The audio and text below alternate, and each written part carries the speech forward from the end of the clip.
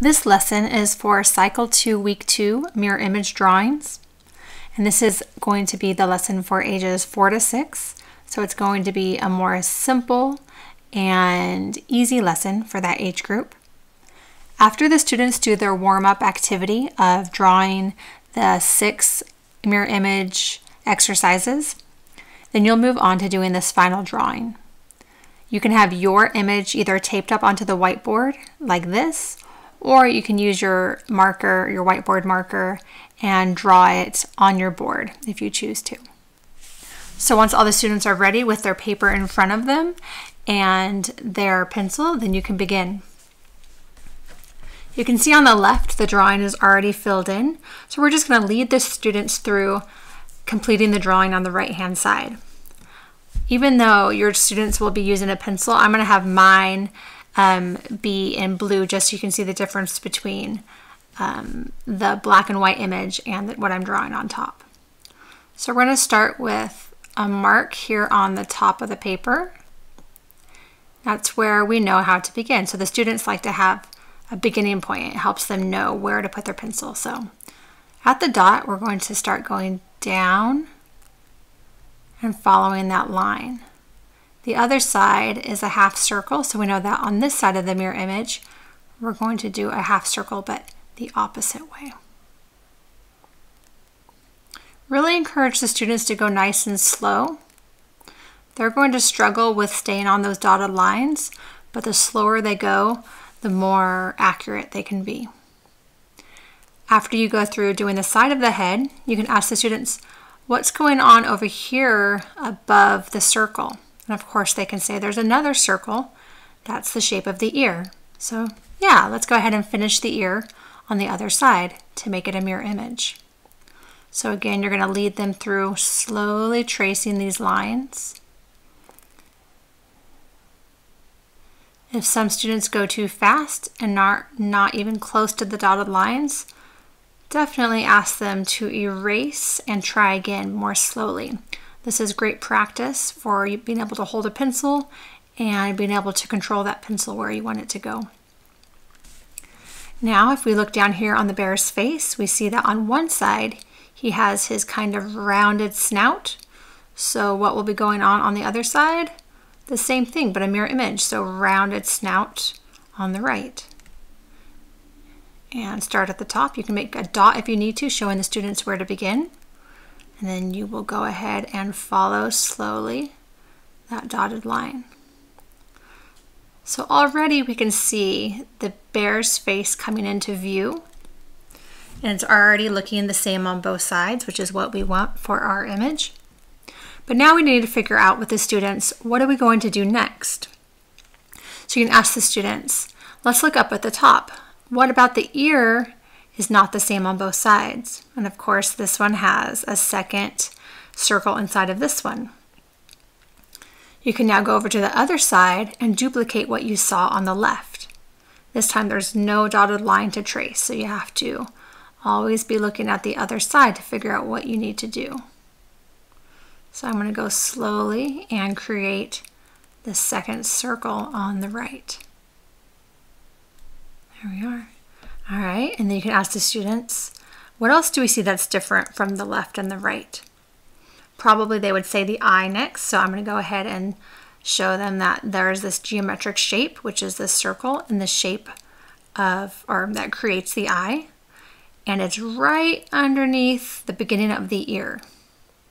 This helps us know where to put the other one. So if I go to the other ear and I come right down, I can put a dot there where my circle will begin. And we can see that it lines up right there. That's an easy way for the students to know that they're in the right spot. I'm going to start at the dot. I'm going to go around and end up at that dot. Even mine is not even nearly the same size as the other, so I'm sure the students will have a bit of a difficult time with that. And that is totally fine. If they do their best, then that is what we're looking for. Inside the eye, we have another dot. What we did was a circle, and now as we talk about the oils, we can talk about this being a filled in dot inside the eye. It's a little bit to the right-hand side, so I'm going to do my filled in dot also a little bit to the right in this area. There we go. So now our bear has 2 ears and 2 eyes. And if we ask the student, what should we do next? What do we need to do on the right-hand side? We have this nose that they could say. They could say, let's finish the other half of the nose. And this shape is a geometric shape. It's a square, or it's a rectangle going to be a square. So I'll start at this space here and do a dot, go out the same width as the other one, come down the same length, and then go back. So that now I'm creating a square for the bear's nose. And all the shapes that we're doing today are all geometric. So we can try and use the word geometric a lot as we talk about squares and circles to really help the students understand what things are categorized as geometric. He has his nose. And then the last thing that we get to do is this curved shape here. So I'll start in the middle and do my dot and show the students this is our beginning point. They can even take their finger and trace this line to get the feeling of how it swoops down. So trace it with their finger, and then they can pick up their pencil and do that same motion on the other side. This line's kind of thicker, so I'm going to take my pencil and make this a thicker line, just like on the other side. So it's a true mirror image. There we go. So now we have a bear's face, and it's the same on both sides. After you complete that and all the students have the drawing the way that it should be, you can let the students think about different geometric shapes. Even make a list on your board, things like triangles, squares, circles, filled in dots in the shape of a true circle. And also things that are straight, like straight lines, dotted lines, dashed lines, things that are kind of in that straight lined family will work. And then once they have a good idea about different geometric shapes, you can go into the ears and to the snout and allow them to play with some designs using those shapes. So if I want to go into the bear's ear and create a geometric design, I could maybe start with some straight lines like this. And I could maybe do some triangles inside of that.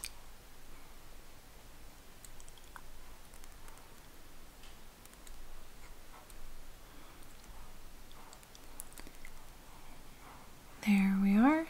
So I could keep doing that as quickly as I wanted to. And if we do something on the left, we have to do it on the right in order to make it a mirror image. So I'm going to go onto this side, do some lines again, and go ahead and do my triangle design. The students can do whatever geometric shapes they want in whatever pattern they want. You can ask them as they're drawing what shapes they're using, how they know it's geometric versus organic, things like that. And hopefully the students can do a nice job, a little bit better than mine. But I'm going to move quickly on and go down towards the snout. So on the snout, I think I'll do a lot of dashed lines. So these are still nice and straight.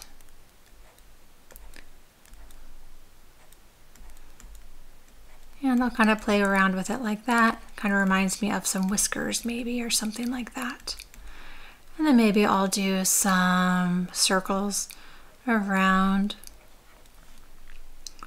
And again, I'm trying to make it as close to a mirror image on both sides as possible. And maybe a few filled in dots on both sides like that.